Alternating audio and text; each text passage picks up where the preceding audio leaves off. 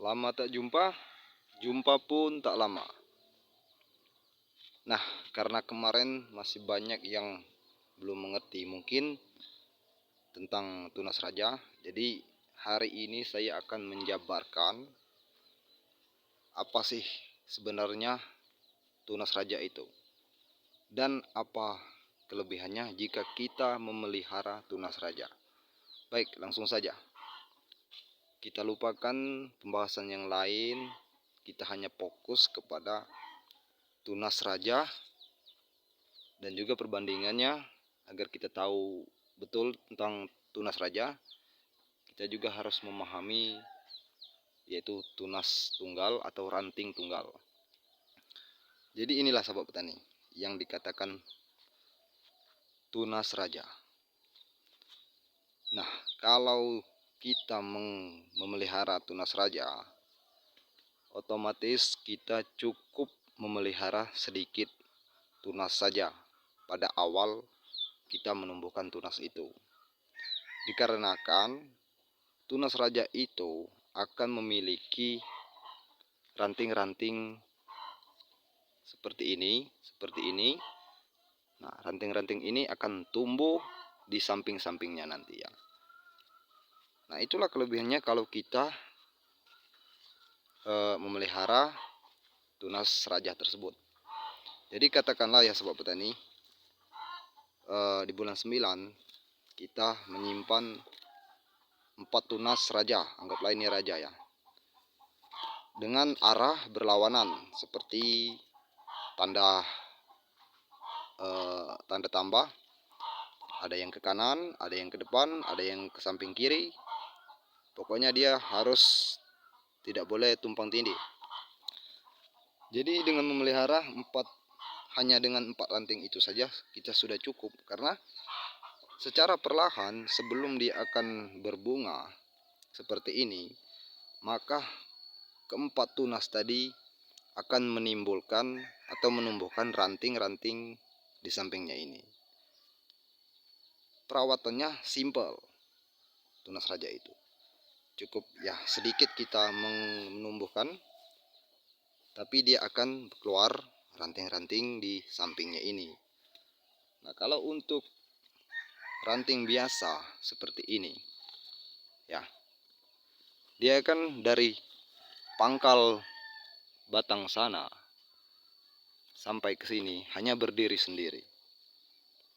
Bedanya dia dengan tunas raja tadi, dia tidak memiliki sirip di samping ini. Jadi otomatis kalau kita salah memilih antara apakah itu bakal tunas raja atau yang akan tumbuh itu bukan tunas raja, seandainya katakanlah seperti ini, kita menghidupi 4 tunas tadi ya, dengan harapan bakal jadi tunas raja yang akan memiliki sirip. Nah, kalau kita tidak tahu cara memahaminya atau cara mengenal apakah itu yang akan tumbuh tunas raja atau bukan, maka kita akan bersiko menghidupi tunas ranting seperti ini. Otomatis sahabat petani, kalau kita sudah menghidupi tunas ranting hanya 4 tadi, ya bagaimana kita mau menghasilkan kopi yang banyak? Anggaplah dalam satu ranting tunggal ini ada 15 dompol misalnya kan, 15 bakal bunga seperti ini ya, kuntum seperti ini. Jadi kalau 15 dikali 4 itu hanya sekitar 60 ya, kurang lebih 60 dompol. Nah, berbeda kalau kita menghidupi tepat ya tadi, tepat memilih tunas raja tadi.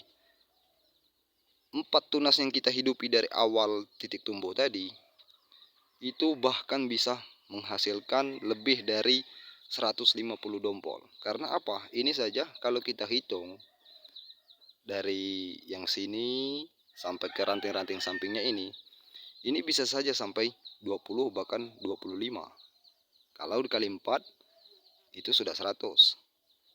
Nah, 25 ini baru kecil atau hitungan kecilnya karena ini sudah di ujung. Kalau dia titik tumbuhnya dari awal, kita tepat menyimpannya bulan 9, ini bahkan satu tunas raja ini bisa 100 dompol. Kalau dikali 4 itu 400 dompol. Bisa sampai 3 kg atau 3 kilo kopi kering. Nah,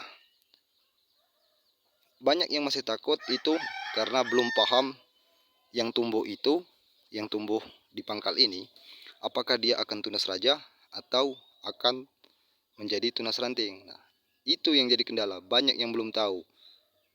Pokoknya orang masih takut bahwasanya itu akan tumbuh tunas ranting atau akan jadi tunas raja.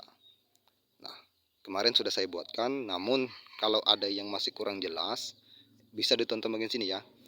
Nanti saya akan buatkan lagi lebih detail membahas perbedaan terutama antara tunas ranting biasa dan ranting tunas, maaf bukan ranting, tunas raja tadi.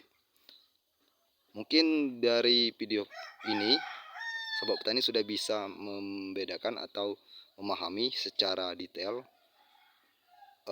perbedaan secara pasti dan kelebihannya daripada tunas raja. Saya pasti sobat petani paham kalau memang menonton dan menyimak dengan teliti. Kalau masih ada yang kurang paham dan berkata tidak jelas, berarti Anda kurang teliti menyimak. Itu saja, semoga bermanfaat. Assalamualaikum warahmatullahi wabarakatuh.